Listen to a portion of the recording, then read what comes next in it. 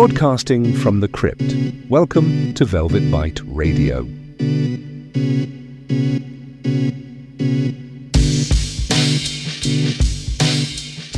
You've entered Velvet Bite Radio, my friends, where the undead speak and the forgotten bite back.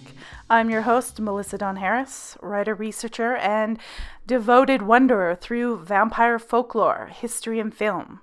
Each week, we descend into the crypt of culture to uncover the myths, monsters, and meaning behind the vampire's eternal allure. So pour a glass, dim the lights, and let's begin. Now, on this week's podcast, I have author and researcher and fellow podcaster Walter Bosley on the show. This is one from my archives that I'm reintroducing to you right now.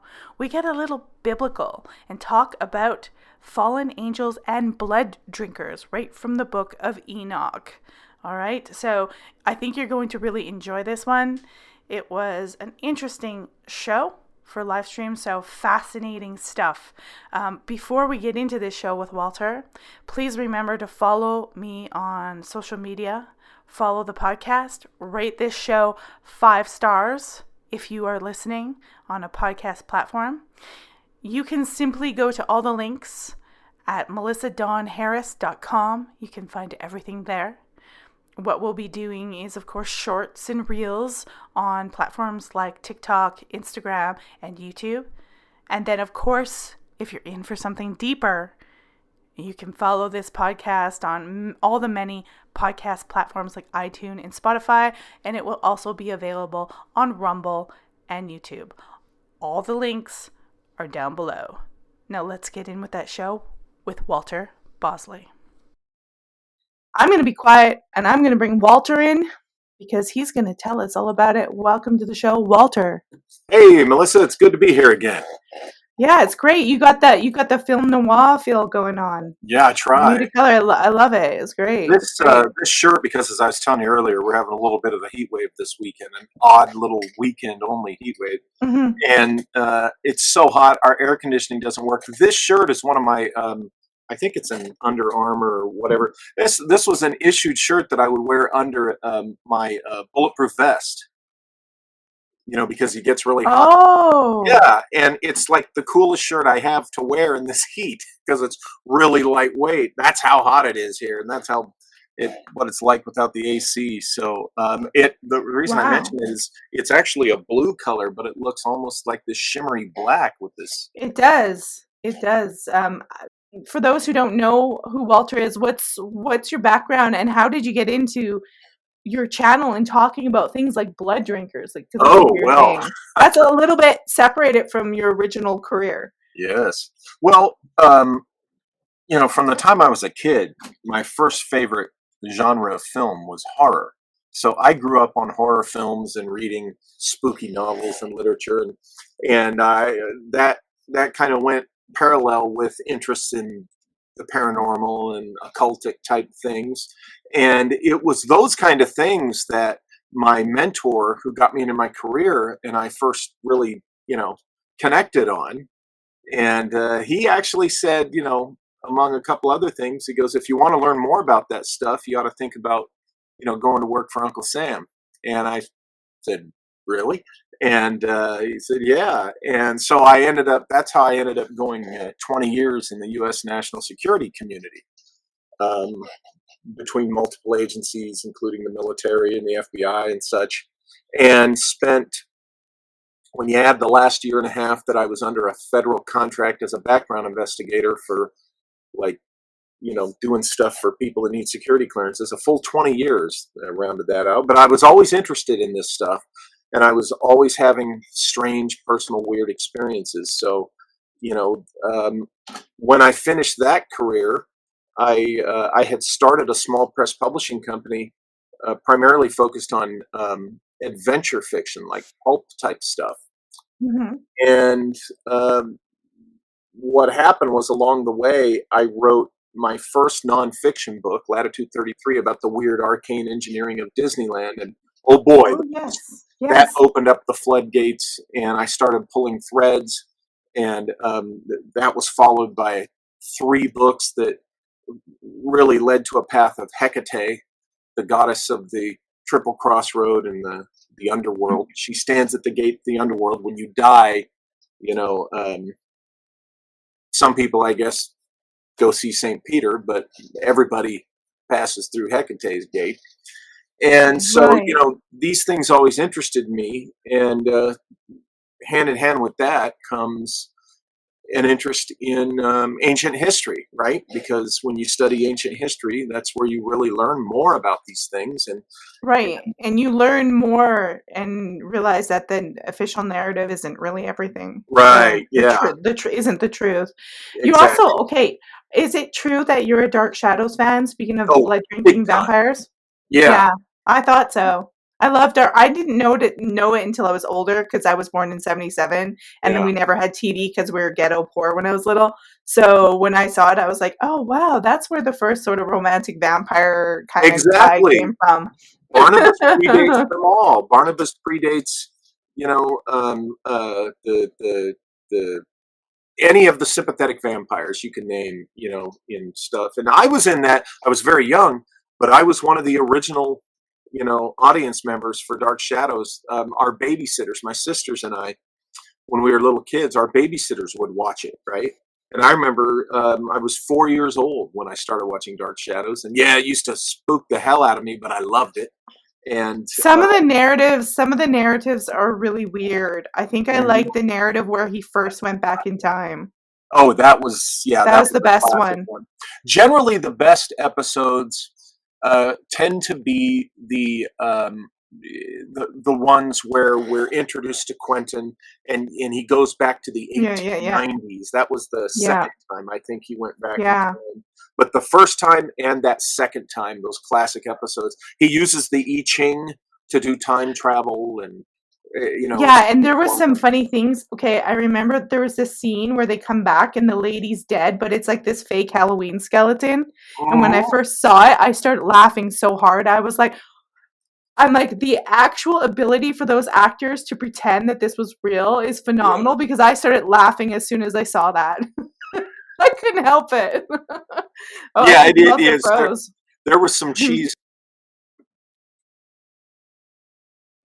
Oh, Walter, you're gonna have to come back. You kind of disconnected. Maybe the storm's in Walter's end. It was Dark Shadows, guys, for people who are watching. We'll see if Walter comes back. You just check it out. It's on Tubi for sure for free. And I believe you can get it other places, but definitely you can get it on Tubi because that's where I watch it. I had some clips, but I won't be able to bring them up because I was originally going to have a show on Dark Shadows. Walter's back. I don't know what happened. I Uh, don't know what happened. It just I you was froze. well You there. froze and cut out. I froze, and there was something else I was using earlier that was open. So I went to close that, and it closed everything. Sorry about that. It's okay. It's okay. It's all good. So yeah, the Dark Shadows was it's interesting. So it's kind of is there any connection between that kind of real vampire and then this kind of topic Um, for you, like for I think interest? going back certainly. Um, it led to the dramatization of such things, which led to I think the first vampire story as such in literature is Varney the Vampire, and then there was something else before Bram Stoker's Dracula, of course.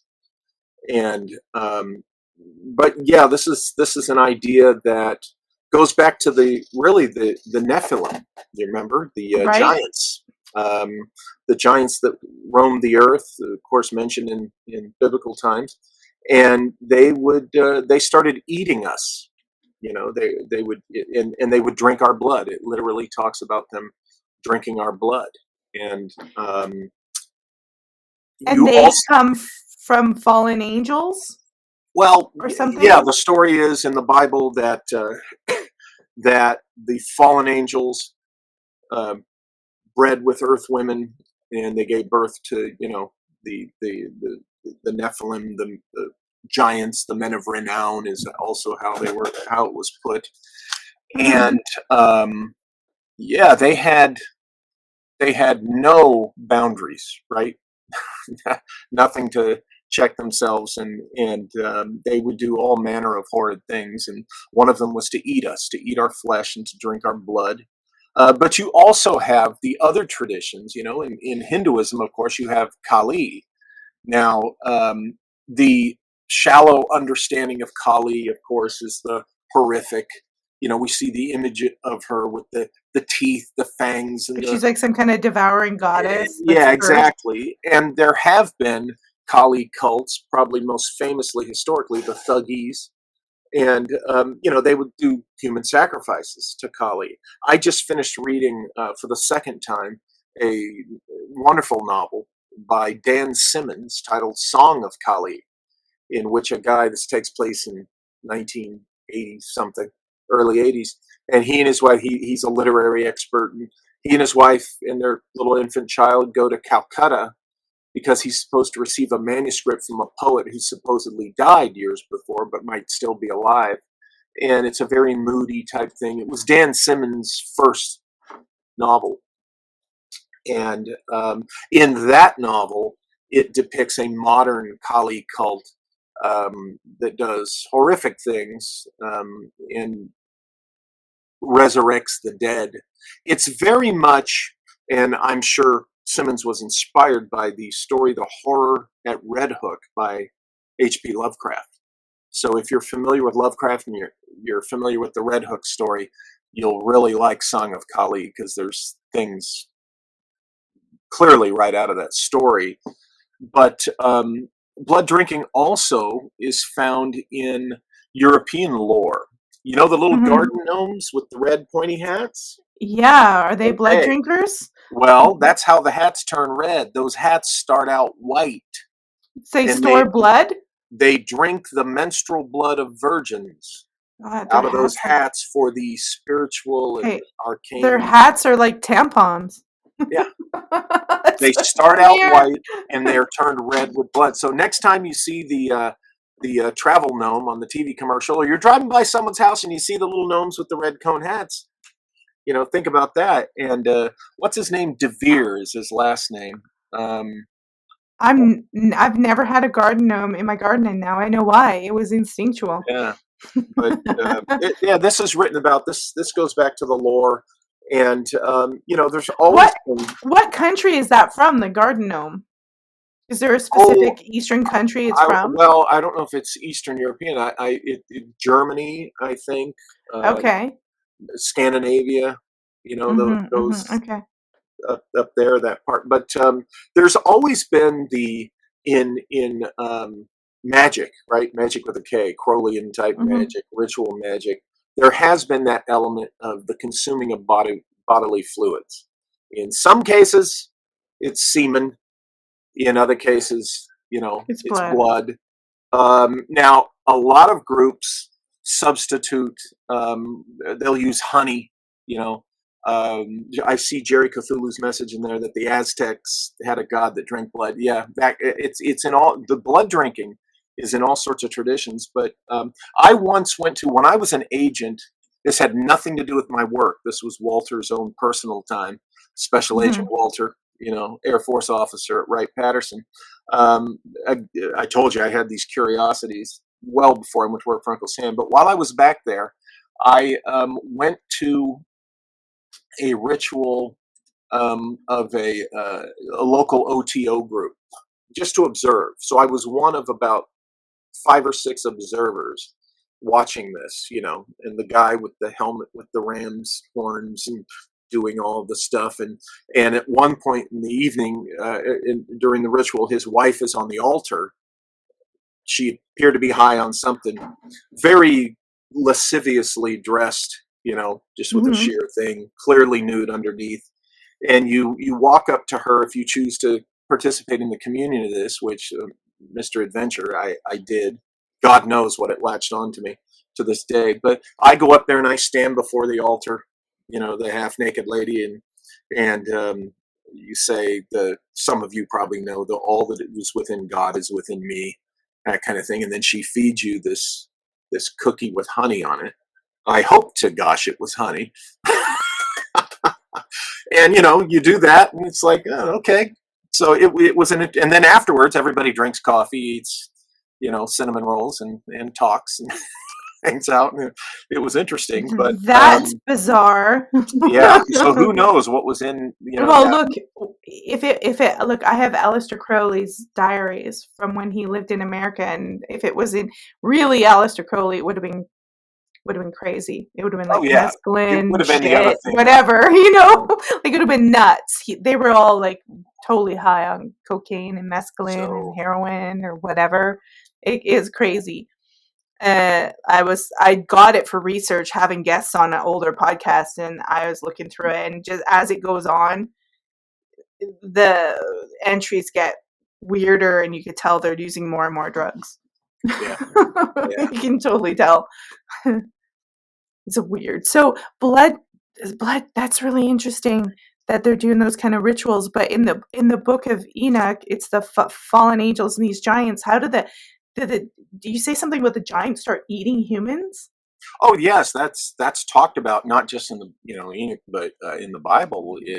They do start consuming human flesh, drinking our blood, and that was one of the things that, according to that lore, one of the things that led to their destruction, their extermination, or so we are told. I mean, did that really get rid of all of them? Are there, and we hear all these fun stories the last 10 years about giants found in caves in Afghanistan by soldiers. And I had to go to Afghanistan myself three times.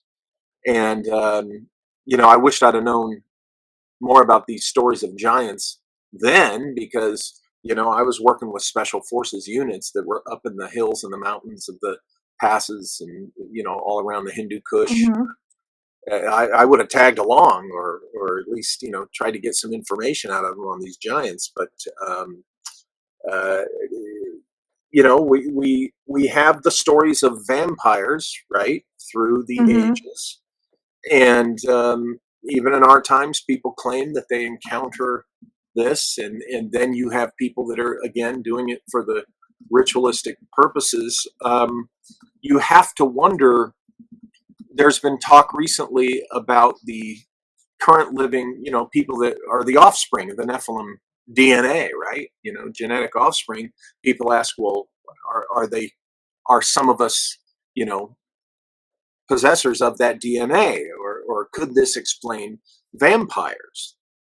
The offspring, the lineage coming from ancient times. Could that explain it?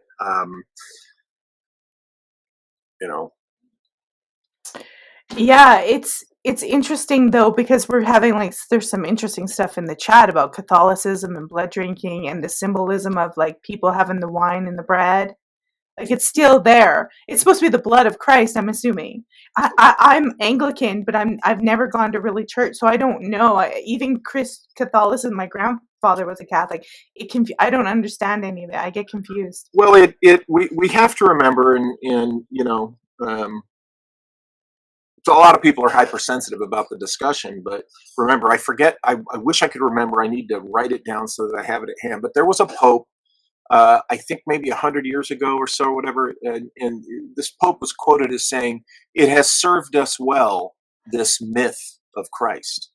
Now, how that's supposed to be interpreted is the Roman Catholic myth of Christ is what he was referring to. Doesn't mean that, not saying, absolutely Christ doesn't exist, didn't exist, or whatever. It's saying that the Roman Catholic version of the story of Christ and all the religion and stuff is greatly, and I subscribe to this, it's an invention of Rome. Okay. I think that's why the Orthodoxy historically kind of split from Rome eventually, because they go about it differently. Well, and interestingly enough, the Catholics, that kind of Bible that got agreed upon, they leave the Book of Enoch out, right? Of course they do, because they're going to take out anything that's inconvenient. And why is it inconvenient? What makes it I'm Like, You mean the Book of Enoch, or? yeah, why is that inconvenient for Catholicism? What's at conflict with Well, that? yeah, Catholicism really as the I don't want to say the father of, but the creator of really all Christianity, that we know sprung from Rome, this invention of Rome. Okay, Right. and they have their reasons for their particular mythology, and it's a control religion, is what it is. It's all Mm-hmm. about, oh, you only live. They got rid of any ideas or suggestions of reincarnation, because if you can reincarnate, the priests and the church has no power over you. But if you only live Right. once, and gosh, you got to do it right according to our rules so that you go to heaven. They got more control over you Right. because they can use the fear aspect. So things like the Book Interesting. of Enoch talk about truths about the past and humankind that they would rather people not know, because it takes away aspects of their control. Right. And there's probably like, is that in the Book of Enoch when they talk about the fallen angels, because they start lusting after mortal women, and of course they breed and they create these sort of, I don't know, Nephilim giant stuff that start eating humans.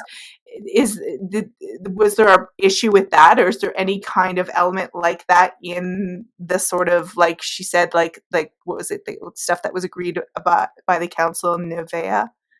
Or Nicaea, I think that was just a Nicaea. typo. Okay. I'm trying to, Nicaea, there it is. I'm like reading it wrong. No, I'm Yeah, not. It was a and, typo. and here I go. I'm probably going to offend some folks, but you Go know, ahead. They'll just have to um, get over it. I presently see Christianity as we know it as one of those religions that's been around for a couple of thousand years, as whatever. And I think it's on its way to going the way of past religions that, have ascended, and oh, it's the truth. And then after a while, people start seeing, well, let's see, your return hasn't happened. 1,000 years later, your return hasn't happened again. None of this stuff, like I know biblical scholars that'll tell you Revelations is a bunch of hogwash, that is the whole thing about the rapture and all that. It's nonsense. Rapture's not even in the Bible. It's exactly. It's not biblical, but you got all these people that are like, oh,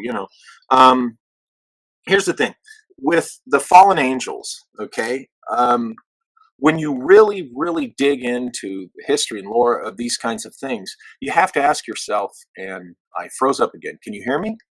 I can hear you. So Okay. don't close it. It'll Yeah, I won't connect. close it. You have to ask yourself, one man's fallen angels, is another man's just maybe the losing side in a battle. When you have a war, Right.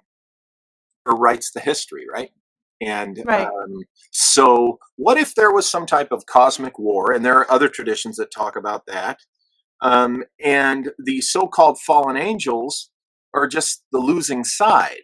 So they're going to be demonized. Now, one thing that the Yahwistic monotheisms do, Judaism, Christianity, and Islam do, they love to demonize their competitors. Big time, demonize the competitors. Look at their God, Yahweh, angry, wrathful, vengeful, jealous.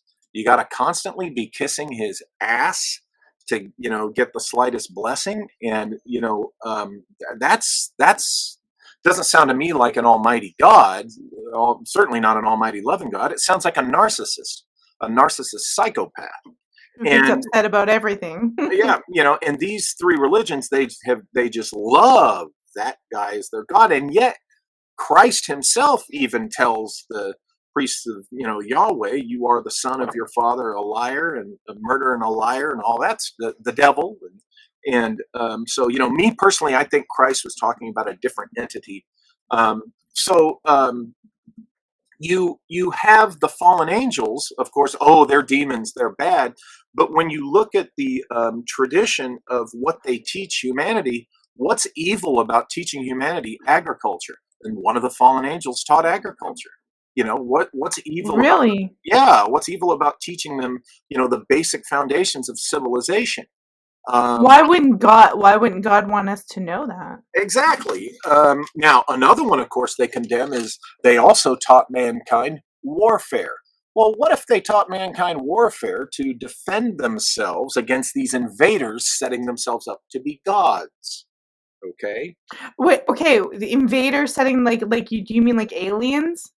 Well, Yahweh is a title. Yahweh, it was discovered that Yahweh is not a proper name like, Joe, Harry, or Kali, or Zeus. Yahweh is a title like chief or commander or boss. So it looks like, other scholars have looked at this and presented this, it looks like that Yahweh was the commander or leader of a group that came here from another world and set himself and his buddies up as gods, and he set himself up as the god. And if you want to control people, you're going to threaten them, you're going to scare the hell out of them, you're going to demand to be worshipped, and that's essentially what we're looking at when we look at the story of Jehovah and Yahweh in the Old Testament, and such. So it could be that the minions of Lucifer who were cast into hell, these demons, the stories of whatever their origin story actually was, has been convoluted with the story of these other beings who came down to help humanity and enlighten humanity. And their brothers didn't want them doing that. Now, this has been interpreted from Sumerian texts as well, right? I mean, people like Sitchin, but also other Sumerian scholars of Sumerian mythology talk about how you had these beings on this higher, more advanced level, and some of them wanted us to be created just as worker slaves, whereas a few of them said, no, these beings have a mind, they have a spirit, they have feelings, they have a sense of identity. We don't want to treat them like slaves. And so there was conflict between the so-called god beings, right? So what if that's the source of the story of the fallen angels that were taught in Sunday school? So you think maybe they teach us that they're bad because they gave us information that allowed us to Yep, to become enlighten like us. gods, Yeah. right? Yep. And then, of course, I don't need to tell the Gnostics in here, that Yahweh, may be the demiurge. He may just be a narcissistic a-hole who set himself up as God, and it's worked for quite a And while. he's not really God. The Almighty God? No, I do No. not believe that Yahweh/Jehovah is the Almighty God. Not at all. I think I personally subscribe to many gods. There is one above them all. I guess that's very Greek, right? Or maybe Hindu or something. But I no longer fall for the narcissistic lie of Yahweh. Isn't Jesus, like, when he's talking about, like, you notice a change, like when I was studying art history, the earlier depictions of Jesus, it was very lighthearted and more pious and loving. And then as you got further into Rome and Constantinople and all them taking over Christianity, Yeah. things start getting really harsh, and this concept of hell comes forth, and that you're being punished, and you can see it on the reliefs over the church doors where Yeah. like Jesus is looking stern and bad, and originally Jesus wasn't like that. So Right. there's Yeah. something going on there. Yeah, the whole lie of the the popular vision of Christian hell, that's a lie, that's a farce. And I don't believe that. I don't believe that. I mean, I think there might be some kind of hell, but I think we created ourselves yeah, in our mind. Christ, this guy, he was transformed into this wrathful, think about it, sounds like he was Yahweh a little bit, right? He's transformed into this wrathful, sword carrying, he's coming back to kill and slice and hack and slash and to kick butt and take names, and it just totally is incongruent with the Christ of the Gospels, right? So you got to decide which is it. But unfortunately, human nature leads people to go to the bloodthirsty aspect because they love their revenge. A lot of people, not everyone, but a lot of, it's human nature You want vindication for your beliefs, and you want your Right. enemies vanquished. And you want to be right. You You want to want to be the be chosen right. ones or whatever the heck is Yeah, going on. we see that. Unfortunately, one of the first places you see that is in the political spectrum. Now, whatever side, I'm not talking. I'm not It's identifying. What I'm I, saying is I'm all just saying to everybody, it's all a stage, it's all a play. Everybody's on the same exactly. corrupt side. No Yeah, offense. but Listen to Shakespeare. yeah, think about it when you get one political side, whatever it is, when they say win a big election or something, right? What they do is they tend to get full of themselves and they start going around doing the most extreme stuff because they won, blah, blah, blah. And you know what? In the United States, both sides do this. It doesn't matter which one you're on, Yeah. both sides have their people. Well, this is a microcosm or kind of a reflection of what goes on in the religious and theological cultures too. It's people want that bloodthirsty, butt kicking vindication, right? And they want their Right. enemies vanquished, so they embrace um, those things. And so, out of that very human thing, whatever religion it is, um, uh, grows these ideas of the bloodthirsty god, the blood drinking god, the flesh eating god, that kind of thing, because that it's just that appeals to something in human nature. And some people propose that maybe the part of human nature that appeals to is something genetic, right? The Right. aggressive, bloodthirsty wrath. Maybe that's a sign of this, genetic bloodline going back to the literal flesh-eating blood drinkers. It's a thought. Right. And bloodline, like you're talking about bloodlines, I mean, we know how important that is to the royals and all Hmm. these elite people. Yeah. And so what is it? What is it with blood? Like even in in Dracula movies, they say blood is the life, blood is the Yeah. life. What's going on with the blood? Like, is it some kind of power? Yeah, they believe it is. For instance, if you drink the blood of your, I think I'm pretty sure the Aztecs, you drink the blood of your enemies and you get power from that. And I don't think it necessarily has to be an enemy. You drink human blood. The tradition where the gnomes were drinking the menstrual blood of virgins from the hat, it was to get it was to lift them, kind of like a more visceral ayahuasca, you could say, right? It's supposed Hmm. to lift their consciousness and give them, this enlightenment. You probably have some folks in your live chat that are more, even more scholars of this than I am, and they could, put it better than I am and that I do. But it could be that, and this is what I got to in my research and my reports so far.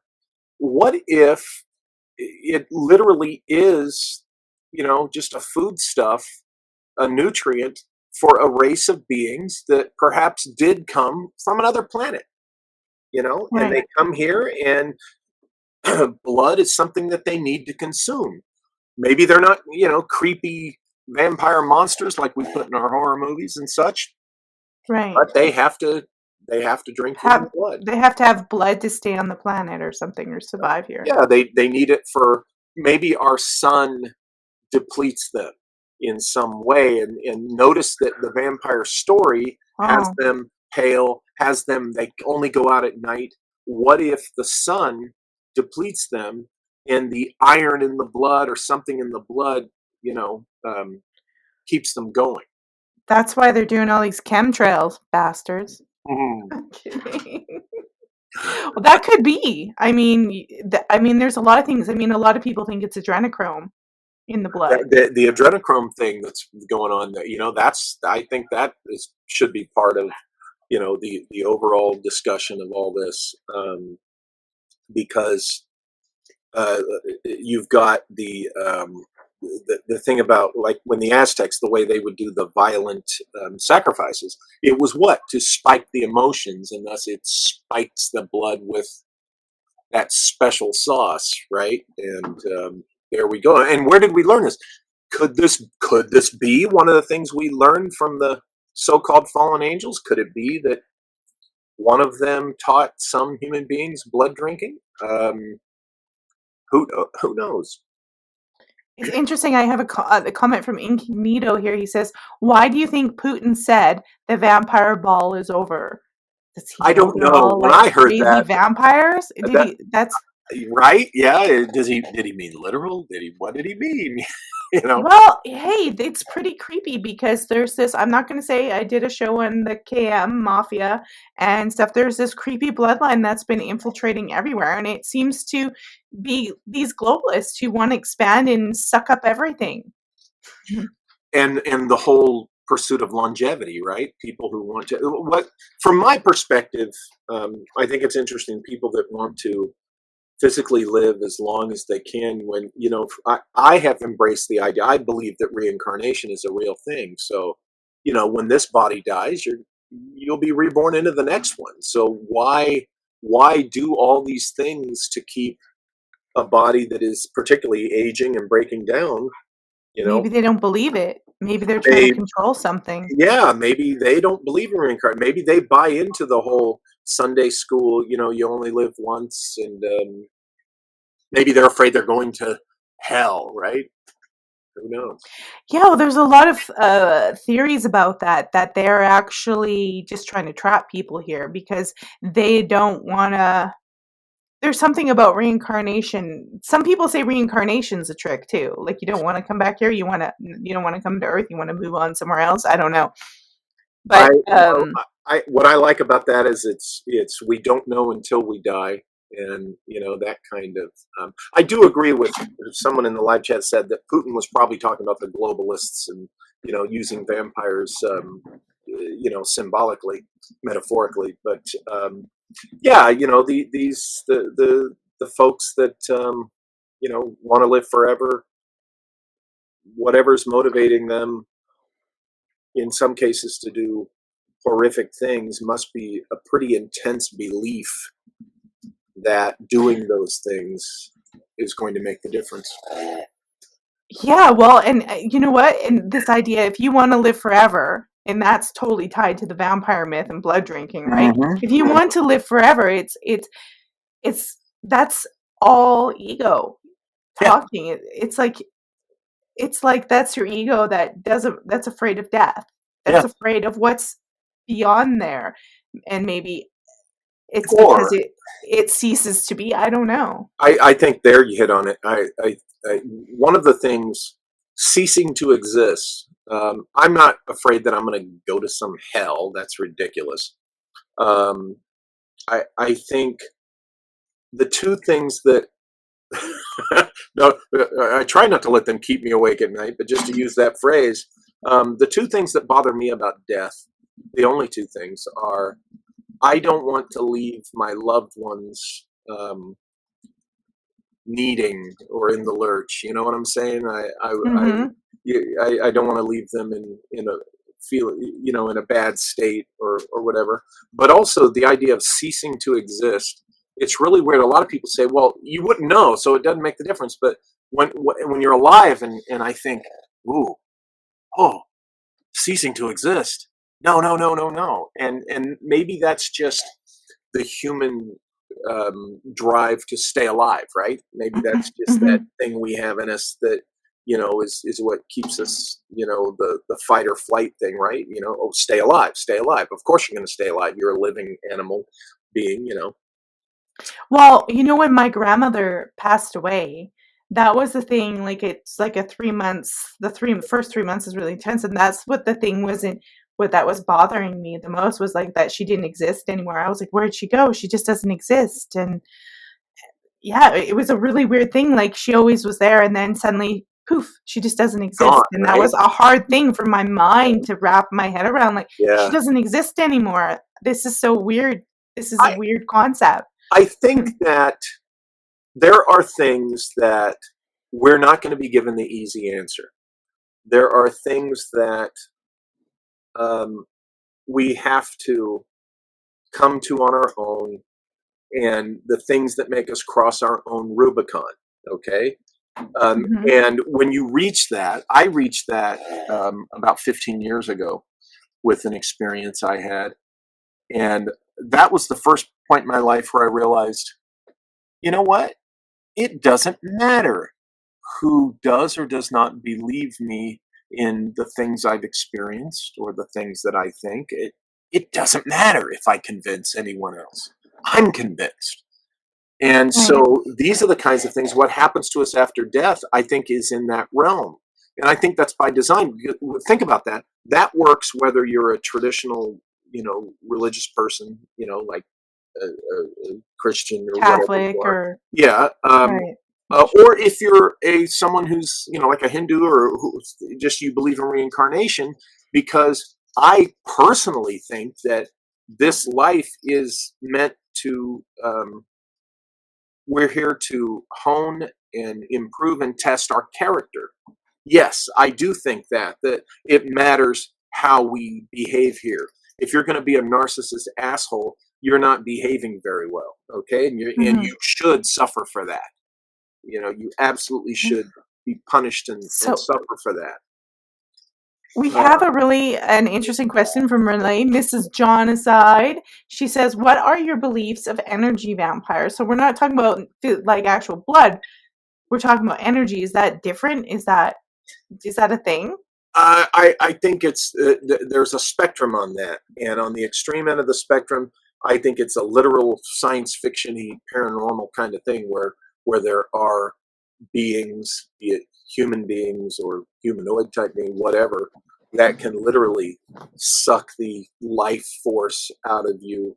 But for the most part, I think it's people, speaking of narcissists, who get into your psyche and they drag you down and they manipulate you and they suck the life out of you that way, and they get something out of it. Yeah.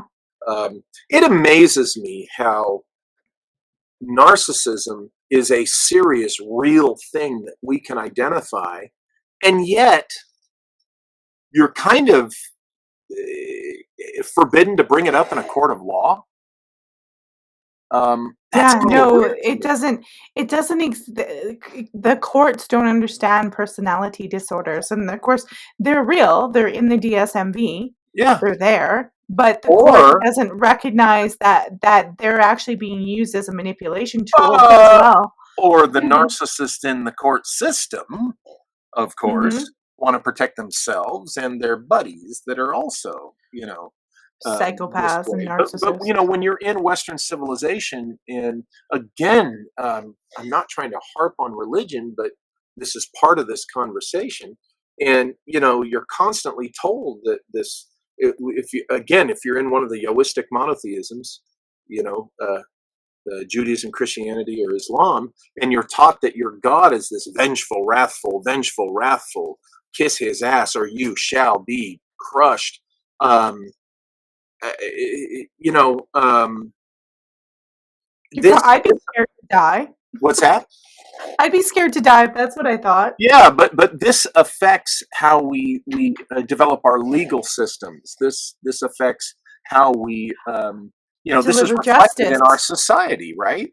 Um, Yeah. Oh, wow. That's interesting. I never thought about that.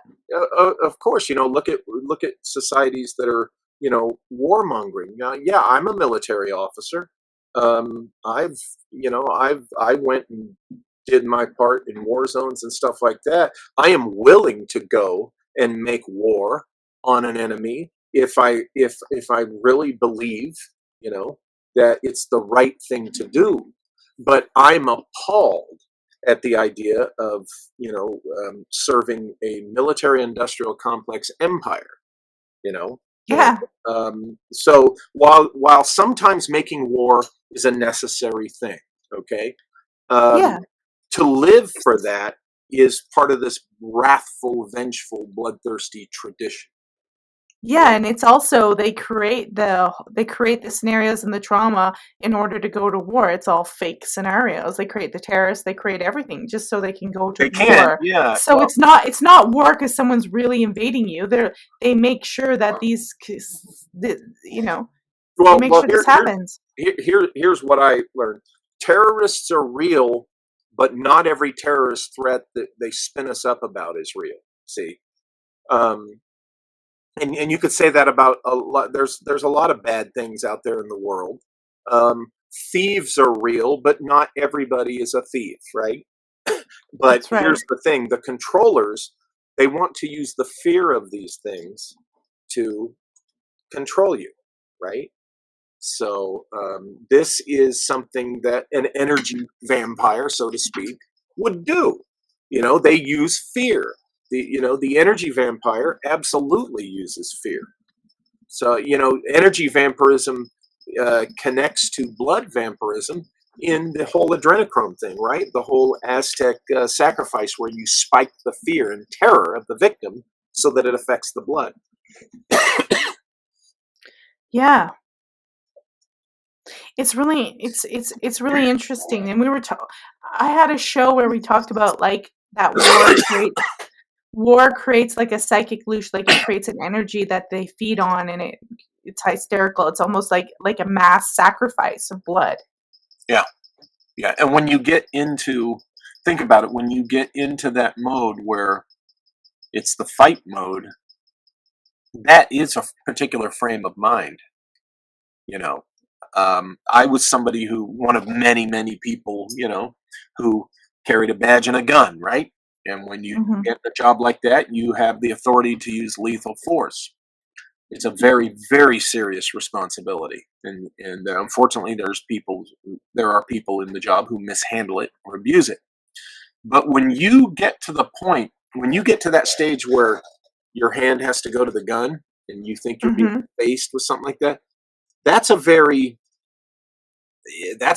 interesting and particular frame of mind that you get in, because what does Right. it lead to? It might lead to that point where you make that hopefully cool-headed decision to draw that weapon and use it. And Right. there are things going on in your head when you're, in situations where you might have to do that, or you do that. And it is this kind of different, it's this different level to be on. And sometimes it is so intense for the human animal in their psyche that it can cause the tunnel vision, right? That gets a police officer or a soldier killed. The tunnel vision meaning you're not keeping your peripheral senses up at the same time. When I was in, here's a quick example. When I was in Kabul, one of the times I was in Afghanistan, I had a guy come at me with a sword, try to kill me with a sword, run a sword through my head on Chicken Street. And Wow. I get out of the car, I cleared leather, I drew on this guy. And, but in the few seconds that I had his wrist trapped in my door frame, and he's moving his arm around and just trying to hack that sword at my head, the blade's coming within a couple of inches. Believe it or not, I was very calm, and I'm thinking the whole time, okay, I'm going to shoot this guy through the window glass here, and then I'm going to run up Chicken Street and then make that right and haul ass as fast as I can to our compound. And so then I couldn't use my rifle because it was a small car, so I knew I had to use Mm-hmm. my sidearm. So anyway, he pulls away from the car, I barrel out, I draw on him, and while I'm drawing on him and watching him, a couple of people are holding him back. It turned out to just be an angry old Pashtun guy who got fed up with all us Westerners walking around with guns on his street. I get that. Those were volatile times. But here's the thing. The whole time I'm doing this, I'm also looking to the right or left, peripheral vision, turning my head quick. I'm also keeping an eye because somebody might come up to my side or behind me. So I'm controlling my perspective so that I'm not tunnel visioning, because the natural thing is protect my life, protect my life, protect my life, do violence to the Yeah. threat, right? If I have to, tunnel Eliminate vision on it. that, right? That's the threat, and someone could come up to me and shove a bayonet in me or a gun to my head, whatever. You get the idea. So this was one of my experiences with how intense the life or death situations can be. And So some crazy energy gets created. yes, exactly. So let's say there was an energy and blood vampire there. right? Let's say this was in the daytime. Let's say it was at nighttime, and there was a vampire there, right? He could have drugged me into the alley, right? And in drinking my blood, he would have got that extra spike or whatever that was there. Even though I was Right. remaining calm and I didn't have to shoot anybody that day, that's always a good You day. still would have had adrenaline and everything rushing through your system. Of course, it was spiked. So, you know, it's interesting. And then there's blood types. Oh, what about RH? Was it O negative? What's up with that? I'm O negative, and that's an Rh negative blood. O negative is the universal donor. Now, if something happens to me, I can't take any blood except O negative, but everybody else with all the different blood types can take my blood. Interesting. You know, O negative is the universal donor. Now, I've wondered, you know, when you look at religious stories and stuff, like for instance, was this Christ guy, this Jesus guy, did he have O negative blood because his blood saves all, so to speak? Was it just merely that he had the type blood that was the universal donor? And is this how the mythology of the blood that saves all, you know, grew into this big religious idea? I don't know. But I find, did O negative blood, you know, did it come from somewhere else? Or some people say, was it the original blood of this world and the others came from somewhere? That's a whole wild discussion. Yeah, interesting. Do the blood drinkers, do they pick only people with certain blood types? Do they prefer certain blood types? Are O negative, are we in danger of the vampires wanting our blood? Or, you know, Right. I'm O positive.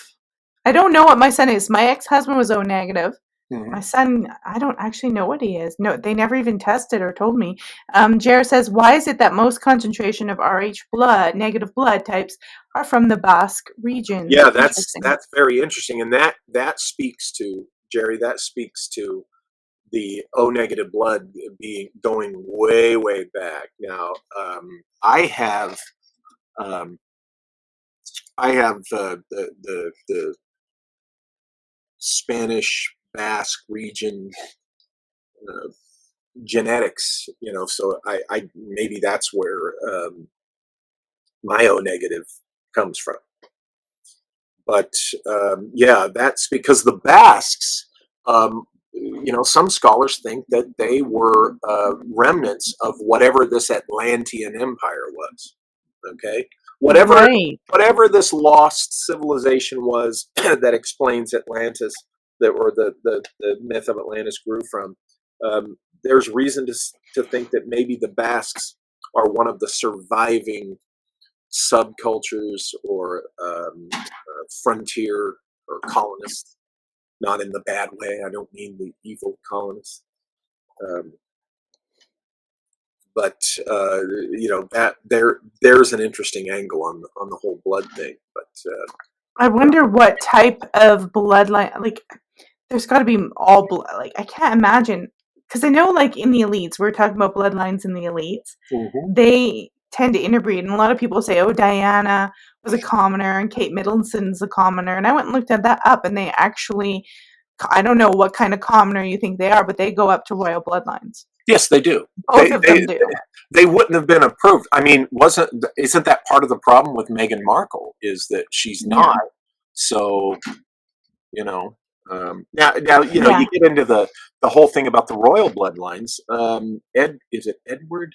His last name's De Vere, and the book is across the room, so I can't get at it from here. But he was an interesting guy. He was associated with Tracy Twyman, the late Tracy Twyman, for a while. So it's that De Vere, and he wrote a book on this. And I'm sure somebody in the live chat knows exactly the book I'm talking about. But it's very interesting. That's one of the sources that I got the thing about the red gnome hats from. Gnomes. What's interesting about gnomes is they did not start out as little. The thing that was done to the fairy folk was done to them. The people that eventually overpowered the original culture that that were the gnomes. They have to be into little cute things. Yeah, exactly, right. and similar to the fairy folk. They weren't tiny little. I mean, there are these tiny little creature things that are part of the tradition, but like the Tuatha and such, and the gnomes, they were normal size, but over time they reduced and combined with other tradition. Because I think there are the little beings, the little races of beings, and they get convoluted. But yeah, I think that blood type probably plays a role in this blood drinking thing. I think we can all agree that the whole adrenochrome thing obviously plays a role in it. Some of the traditions talk about it, may not use that word, but that's really what they're talking about when you think about it. Right. Well, and then what's interesting about the elites is, and I find it interesting, it's almost like a curse of their obsession, because they get so obsessed with inbreeding and bloodlines that they inbreed, and they start coming up with some not so nice diseases. And one of the Right. diseases that happens is, what is it called again? Hemophilia, Mm-hmm. where they can't clot and stuff like that. It happens when you in these genetics. And one of the interesting things about adrenochrome and synthetic adrenochrome is it clot the blood, I think. Hmm. It'll kind of counteract that. I Okay. just thought that was interesting. But yeah, like in I think it's Queen Victoria from her line, and it showed up in the Russian royal family because their son, the Mm-hmm. Tsar's son, had hemophilia. Mm. And it Okay. shows up, and a whole bunch of other diseases like show up when, in disfigurements and mental retardation and everything when you breed your bloodlines too close. Yeah, that's why we try for that not to happen. I think in the United States, that's why you can marry a second cousin and further It's so removed. You creepy. marry second, It's so third, creepy. fourth cousin. Yeah, well, it's my both sides of my family. One side came from West Virginia, another from Alabama. I've dated cousins, but I like to Are throw you? that out there. You seriously dated your cousin? I've no. I did not. I'm like, you I've got to be had. clear on that one. You got Oh to be no, precise. there's been serious flirtations with second and third cousins. You Oh know, my goodness. I was but gonna move to West Virginia, but I ain't dating no cousins. Yeah. Um, there's just a lot of oh, more but options outside of people, that. people used to, by the time you get to second and third and fourth, it's not, it's not like a sibling or a first. A first cousin is about as close as you can get to a sibling without it being, right? Yeah, yeah, But yeah. second cousin and third, third being like the child of one of your parents' cousins. So it's far enough in the tree there that. But we have a reason for having to set that boundary, right? Because of what you're talking Hmm. about. This is why siblings should not breed. This is why first cousins shouldn't, because there's practical reasons, not so Right. much mystical reasons, but practical reasons. I mean, but then there's a reason why it weirds people out, because it Hmm. really depends on how, if you grew up with these people around you, it's weird because they are like siblings. But if you didn't, and I'm saying this because think about the royals, I'm sure that with them, there are cousins that they've never interacted with, never met, right? So they do not. It's duty. Yeah, it seems like they're not a relative because yeah, sure, we're Well, cousins, but we never met. it's duty, and there's a lot of royals who actually say, and there's a lot of people that are up in these big families, whether it's Rothschild, that like one of them said, what did she say? She said it in French. She said, "Vice is nice, but incest is best. But it's their duty." That's literally what she said. Yeah, That they believe because they keep it tight. I showed it on one of my shows. Her actually saying this, and the thing is a lot of them say it is like a curse. Everyone thinks, oh, you're wealthy and this and all this stuff, but you're actually a slave. You're not free. And Yeah. they're like, they wouldn't wish it on, some of them wouldn't wish it on anyone. They're like, you don't know what you're asking for that kind of, at that level of power, at that level of wealth. Yeah. Right. Yeah. So. Because you are pretty much, you're serving the family and screw your own stuff. It's like your I life at wanted the top. I wanted to talk about, like, since we're talking about elite still and the blood drinking, and vampires and stuff like that, the whole idea of Dracula and the vampire, Mhm. with this idea that a noble man, a noble prince, is this vampire that's feasting upon the peasants. Right. I find that really interesting. Oh yeah, sure. And think about it. That came out of, it really, this idea had kind of been out there in literature and mythology, and of course Bram Stoker brings it all together. And then greatly, the guy, I can't think of his name, gosh darn it, but the guy that wrote the famous play, Broadway play, which became, the movie Dracula that we all know. Oh, right. Hamilton Dean. Hamilton Dean, thank you. Yes. You're welcome. And so that it kind of coalesced everything into this classic. This is what the vampire is, and the fact that he's a kind of a aristocrat, right? Well, there's the symbology of the energy vampire, right? The elite who feeds off the peasants and the serfs, and he sucks the life out of them. This is a reflection of, the days of serfdom and oh my gosh, I'm doing a brain dump. The feudal system, right? Yeah. There were still memories of that, at the time that Bram Stoker wrote his novel, and then of course by the time Hamilton Dean makes the play, because remember, Napoleon Bonaparte is the one who, was credited with finally ending the feudal system. And when you think, his time on the world stage influencing civilization ended by 1815. So, by the time you get to the 1890s, they're still in literature and living people, and it's still close to the era of, the elites using the serfs. And in the industrial age, there was just the commercial version of that, right? With the rail barons and with the the rise of the corporations. They sucked the life out of the common people because just using them to death in the factories and things like that. The more things change, the more they stay the same, right? So this is something that, in the case of, by the time we get to Dracula, you've got not only the idea of the aristocrat who's sucking the life out of the common people, but you've also got the sexual kind of, it really was the beginning, in a way, the Victorian era, right, was the beginning of the modern sexual revolution, because all that suppression, right, is reflected in that novel.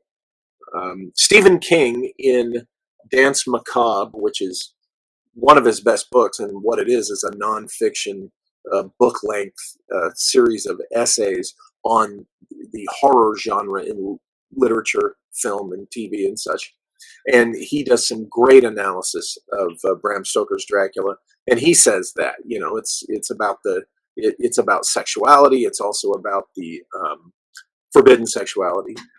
It's also about the the elites sucking the life out of people, and then of course there's the blood drinking, theme of it that appealed to Stoker and has always been part of the classic horror vampire theme. And this may be the product of ages of ancient memories of some beings that came from somewhere else and would literally drink blood. Yeah.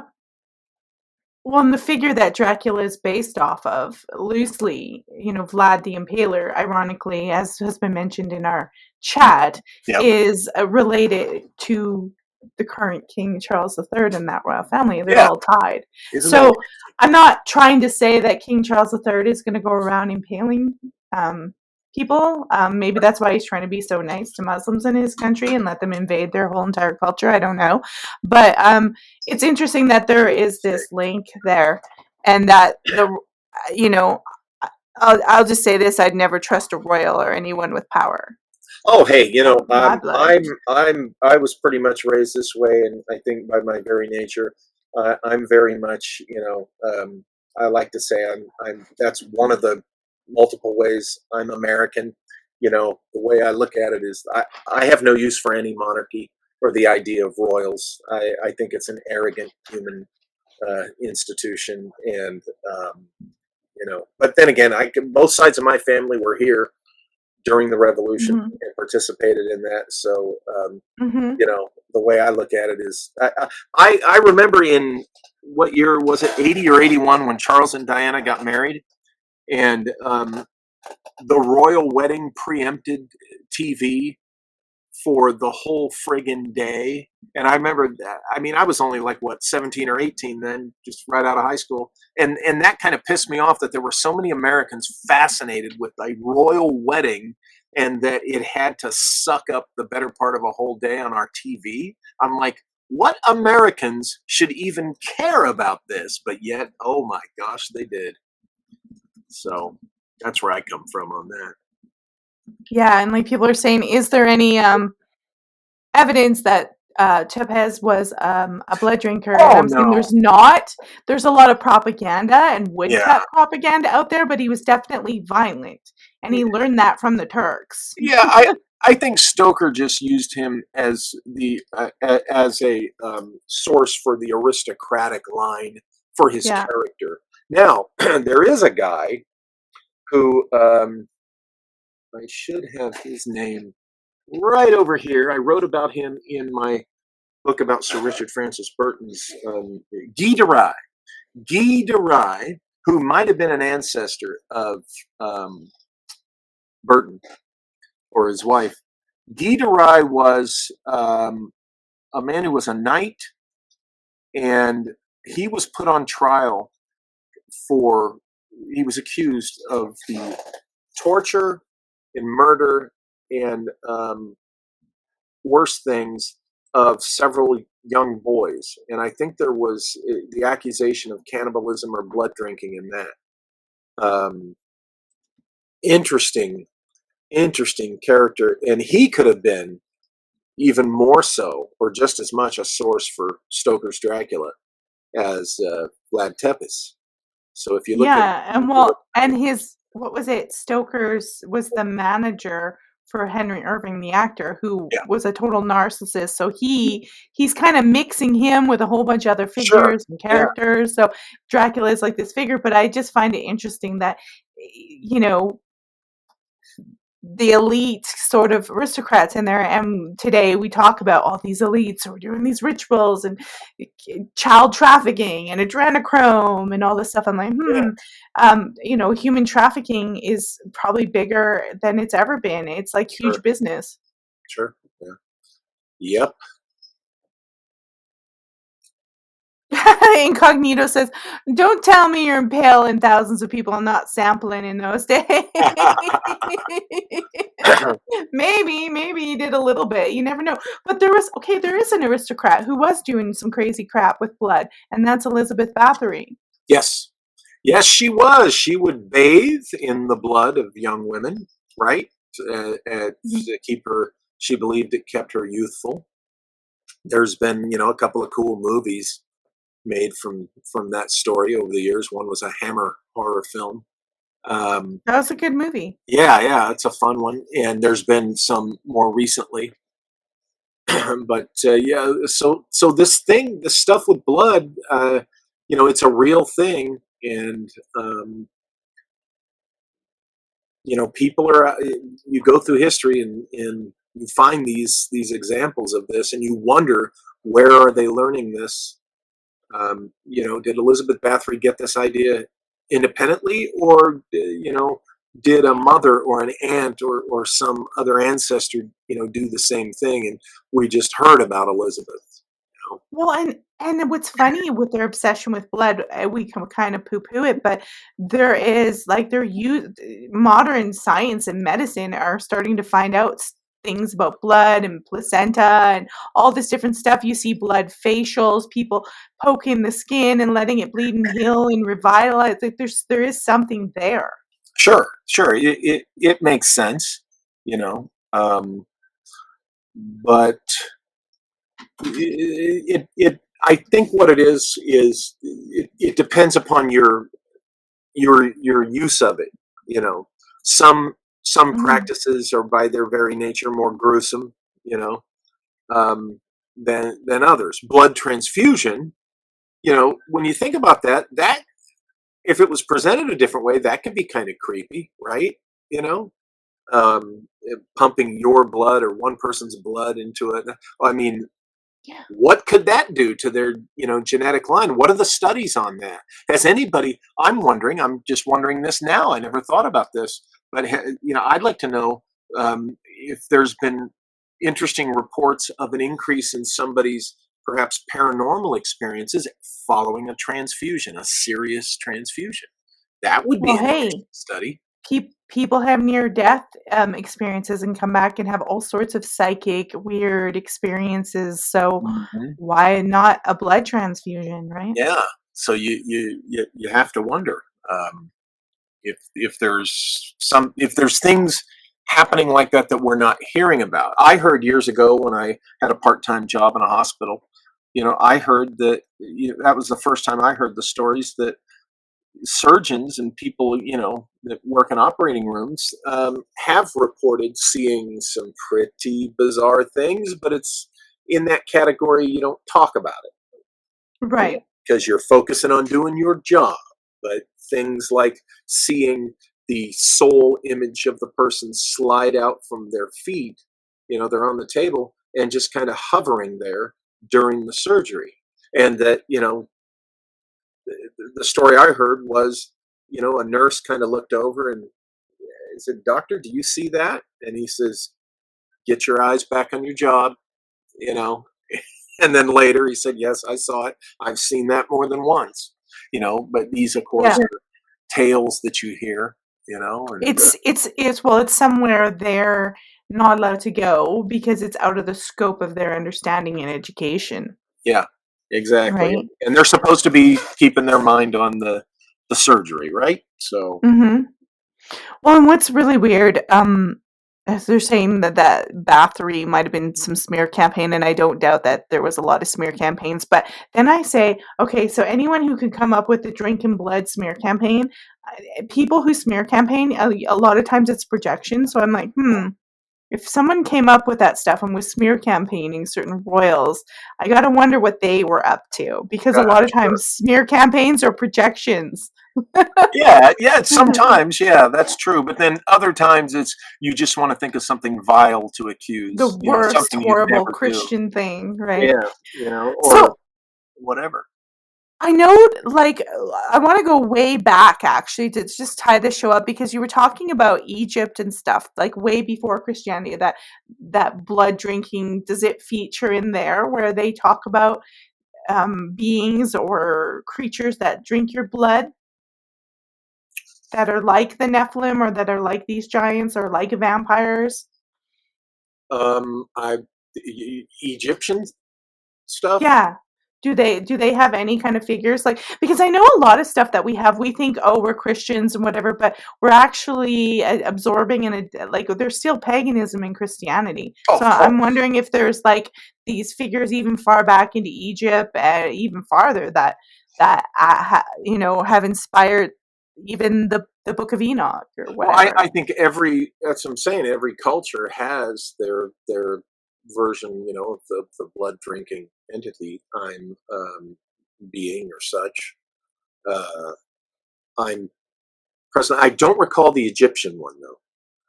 Did I talk about the Egyptian one in the? I think you might have just mentioned a figure or character in Yeah, there, but that I one's can't be too escaping me right sure. now. Of It's course, okay, I mentioned in Hinduism, the whole thing about Kali, Holly. and Yeah. the followers will, depending upon how devoted they are. See, that's the other thing is you have a tradition, and maybe Hmm. most followers of the tradition, to most followers of Kali, that's just a symbolic, metaphorical representation of her as the destroyer, you know, um, idea, her destroyer aspect. But it's only the real severe, more over the line crazy followers like the thuggies that would get into the murder and human sacrifice and that kind of thing. It's like in any religion, you know, here in North America, you have, again, I'm not trying to beat up on Christians, but that's there's a lot of Christians here. Um, most most Christians are just really just decent people who go to their church every Sunday, and they do Yeah, nice things for their community, and they right. try to be good people and raise their kids. It's only the real fanatics, the ones who start thinking that everybody else should live the way I live, and Right. I'm going to make them. That's where it becomes a problem. And this is similar to, like, in Kali worship, it's the ones who think, oh, I must literally go out and be a destroyer. I must literally go shred somebody and consume their blood and their organs and that kind of thing. And those are the fanatics. Those are the crazy people. And what do? It's always the radicals who ruin it for everybody else, ruin something that's otherwise harmless, or maybe otherwise a positive Right. influence. It's the Well, radicals who ruin it for everyone else. And this is that's where we that's see blood that's drinkers. with that's with Islam. I mean, they're like, if you don't convert, do Yeah, our convert or really die. rigid way, we're going to Well, chop your head off. yeah, and we have a similar thing like that in Christianity. Christian nationalism is fascistic. But do Christian nationalists really want to blow you up and chop your head off? I've never No, heard them but say that. they want to eradicate people who they don't approve of. Um, and I know that's real sensitive right now because we got some of those people, in places I never thought they'd reach. They tried to get there with Nixon. He told them to pound sand. They thought they were going to get there with Ronald Reagan. And God bless Ron Dog. He smiled and said, "No, ain't going to work." And so that's a whole other show. But Yeah, for their sure. brand of, in Islam you have the convert or die radicals. In you know in the Christianity you have the ones who are truly want a theocracy, and they move into fascism. So every tradition, every group has its problem children. You know, um, I'm generally a conservative guy, but I recognize if there's people in my own camp that I think are problem children, I'm going to call them out. I'm not just going to say my side right or wrong. Um, and I think when you get into these spiritual traditions and religions and stuff, you have that more radical element that wants to please the god so much that they go too far. And I think this is where these creepy practices come from, like in the ancient Aztecs. You had the Maya. Not that they didn't have human sacrifice, because they did kind of dip into that, but generally, no, they didn't do that. In the original idea of sacrifice was, kind of more like a harvest kind of thing. But then you had these wrathful, vengeful, bloodthirsty Aztec guys that come along, and in their tradition, it is literally the Right. the Well, and horrific. it really depends who's ruler, especially if you have like a feudal type Yes, of system. yes, Whoever's ruler, so you could get some guy who's really radical that shows yes. up that had a bad parent, or they were left with a nanny. I don't know what the hell. Some of these elites, they're schooled in weird stuff in the schools in England. They whip them and do all sorts of weird things. Yeah, yeah, And yeah, you could just get some really crazy king that comes in and he just starts going bonkers and he's paranoid. yeah. Exactly, exactly. And look at look at Germany and Adolf Hitler. He was a radical fanatic, really showed his true colors. But initially, he came in and was going to do all these great, wonderful things, and then we know what happened there, and it unfortunately led a lot of the folks there, to go along with it rather than say, "Hey, wait a minute."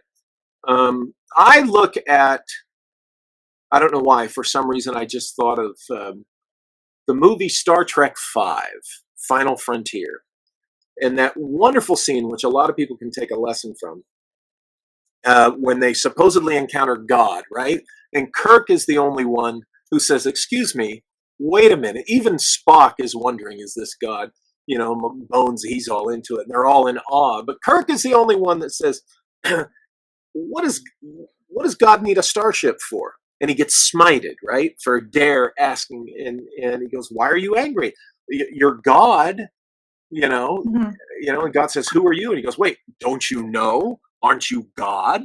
And he's the one that says, "Hey, this is not God. This is this angry, wrathful, being that's willing to smite you and kill you if you dare question." And so, again, you could look at some of these bloodthirsty sacrifice practices as a way to scare the peasantry. I mean, I'm sure when the Aztecs put on their shows of their sacrifices, part of that was so that the elites could keep the peons scared to death that they might be the next one up on the altar. So there's a combination of using the blood sacrifice, the bloodthirstiness, again, as kind of a form of an energy vampire, right? Because you're stoking the fear in your peasants to keep them in line. And this is what people use, these supernatural beings for a lot of times. So yeah, it's interesting. So that's kind of blood drinkers and these kind of angels.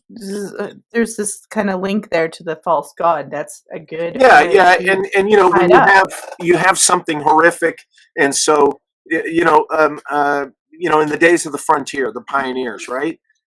You tell your kids, "Oh no, there's a monster in the woods. He'll eat you." Well, that was their way of keeping their kids out of the woods at night, so the bears or a wolf or a mountain lion wouldn't get them, right? And you exaggerate this threat so that you keep your young ones safe.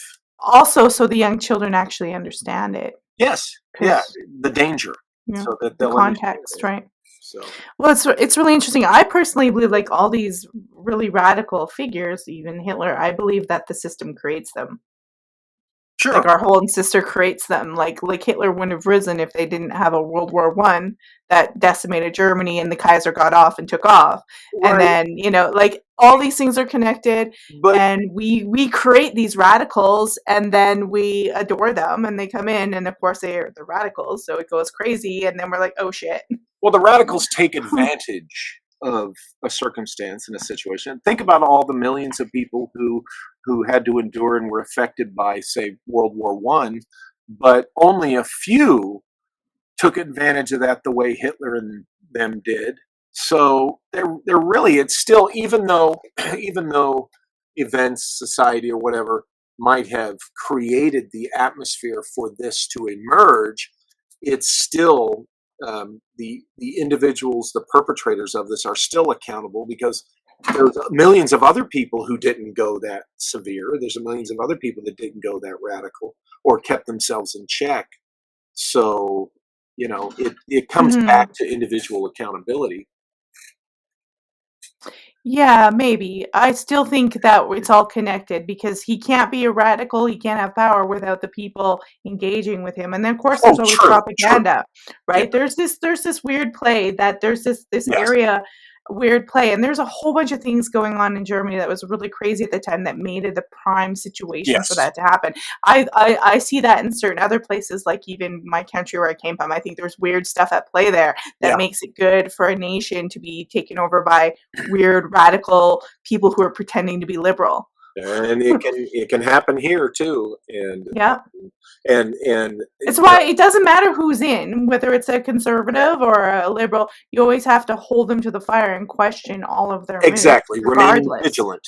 You have to remain Yes, vigilant. exactly. So They're politicians, they're humans, they're mortals. They're going to make mistakes, and they are up in the place of power, which is very dangerous. and staying vigilant with your not being in certain places when the sun goes down, and having your garlic strings up, right, and having your little Oh things is yeah. how you're going to stay vigilant against blood drinkers. What's up with holy water too? Yeah, like there's these things that we can protect ourselves with from these blood drinkers. Is that a real thing? Do you think we can? I think it has its roots in a real thing. I mean, I think maybe there's something about the properties of garlic Mhm. could be where the whole garlic thing comes from.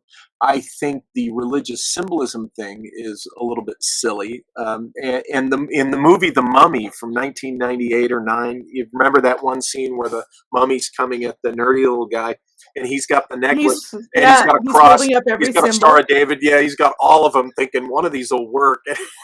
Really none of them, do. Yeah. I But I think the think garlic thing and the light thing, it yeah. might, if the thing that was attacking you believed it. Maybe, I don't know. Maybe, it would have to be, again, that's why he was holding up all those things, because which faith is this particular monster, but there might have something, That's funny. the thing with the sunlight certainly could have a root, in something Right. legit, because literally solar rays and the properties of the ultraviolet rays, that kind of thing could affect one of these people. The garlic, again, that could Lamb's be a property. So Jaren, the audience said lamb's blood on the door.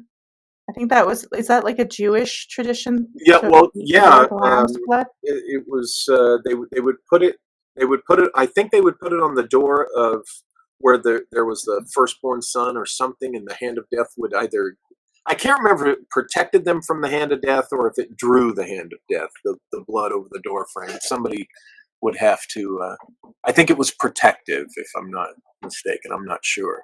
Yeah, right. Yeah, like there is that. And then of course there's inviting the vampire into your house. Yeah, Yeah, like you invite these things in apparently in yeah, some and of these that comes from stories. the demonic tradition, that you have to let, a demon in. A fun little story. My mentor for several years, in his second wife, my aunt, they lived in a house her family owned that was built in 18. It was pre-Civil War, as an antebellum mansion, and Mm, it was a spooky house, believe me, and it was haunted. I think we've talked about that before. And so I one think time, so. I arrived on a visit, and I get there at dusk, right? The sun's going down, and they're not home.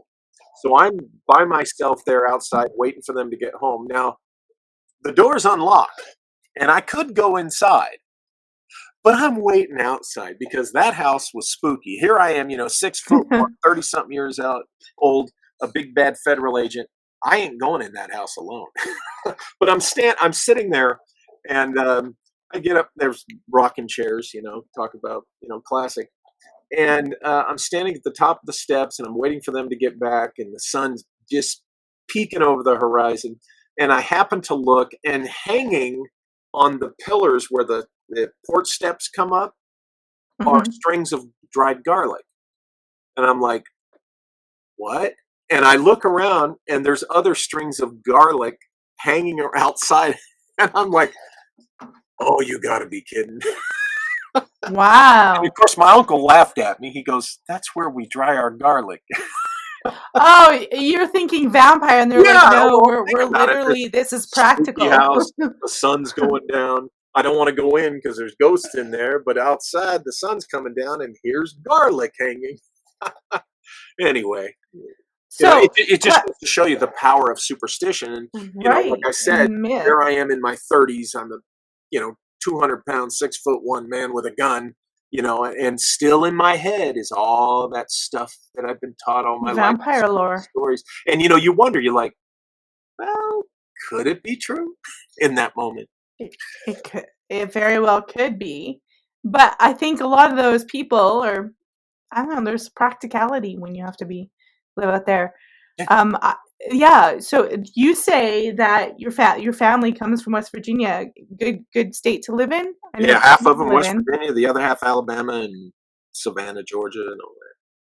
Oh, Savannah, Georgia. I want to go to Savannah, Georgia. Oh, I it's have never wonderful. been. Yeah.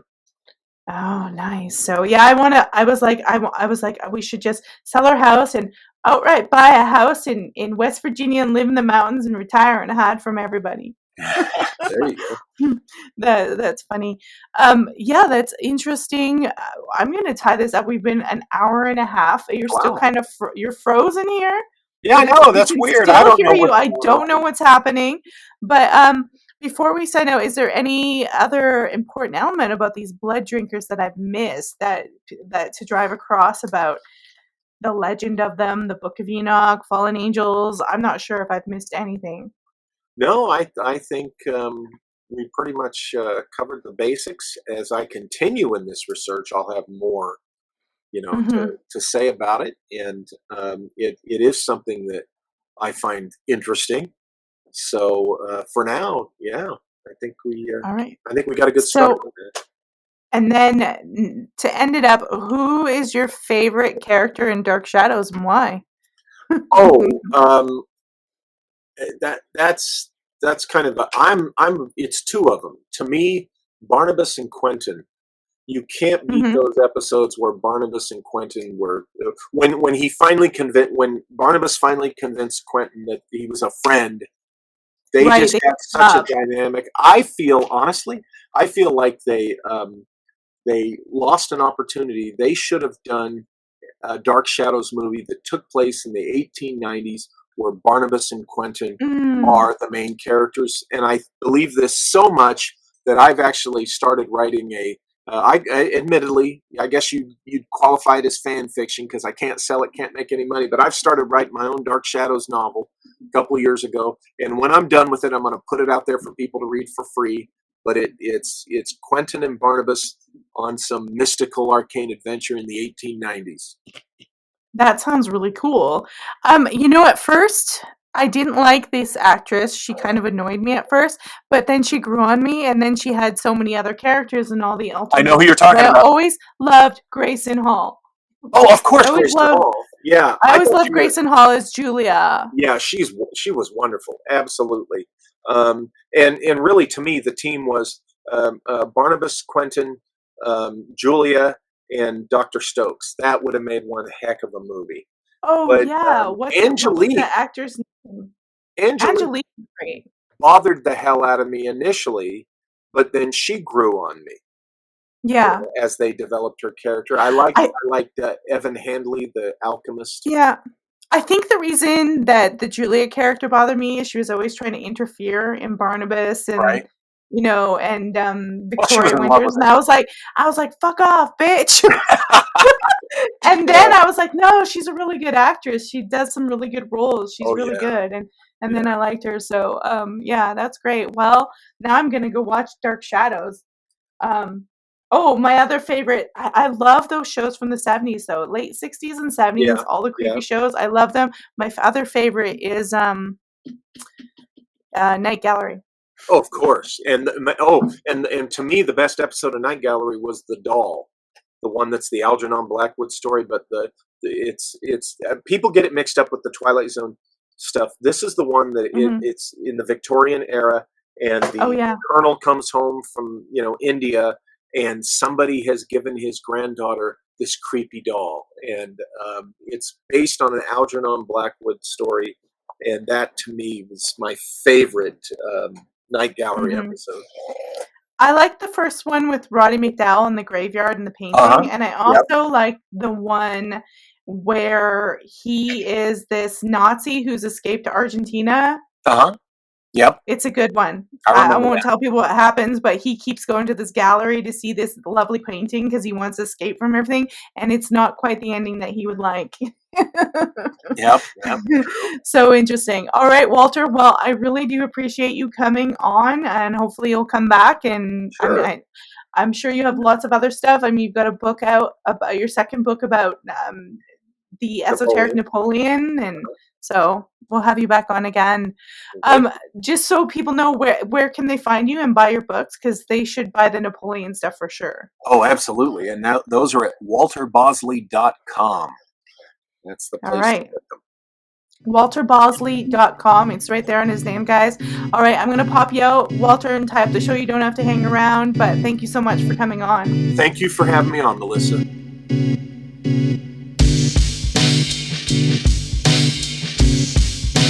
Yeah.